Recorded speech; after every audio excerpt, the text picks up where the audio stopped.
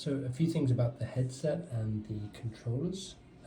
The headset's charging is on the left here. You plug a USB into here. It's best to have a 5-meter USB cable so you can keep it charged.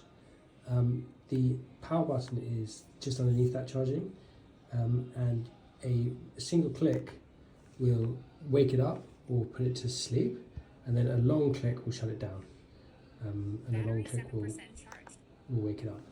So if you're just putting it to sleep for like a lunch break or something, you can just tap it and it will just go to sleep, or you can leave it on. It's not a big deal as long as it's plugged in. The volume is underneath on the right side, and you can click up and down.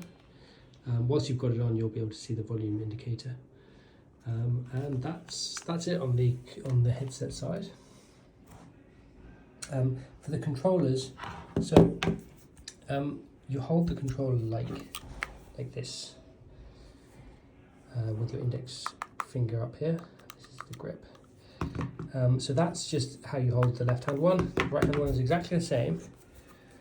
So you hold like that, and when you're maneuvering the mannequin, you're going to click, click, move, let go, click, click, move, let go.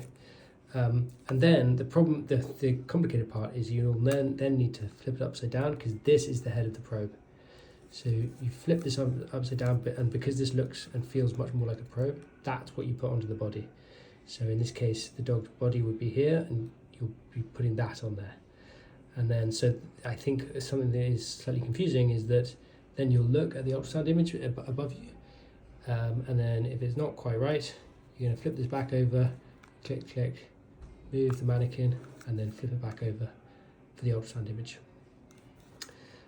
So it does take a bit of iteration. We're looking at a better way of doing that, so to make it easier. To scale up and down the body, it's just this one. Yeah, and then to charge these Pro controllers, the normal controllers take just AA batteries, but to charge these ones, they've got a little strip here. So you're going to place them on, and they should, a light should come on to indicate that they're charging. Once they're like nicely in there, then you'll see this light. That is it. Oh, and one other thing is that occasionally with these Pro controllers, because they actually track themselves using cameras, that's why they're so good, even when the headset can't really see them. One thing that happens with them is sometimes they need a bit of time to calibrate, because they need to see the room around, and so your controller will appear kind of over here or appear in a different place. That's usually like very temporary. You just kind of keep them in your hands. Usually it takes like 30 seconds, a minute, and eventually it'll just come back into place, and then it'll be really, really stable. And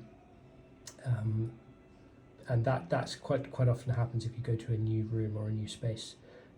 So yeah, that's just something to look out for and not to worry too much about. Yeah, thank you very much.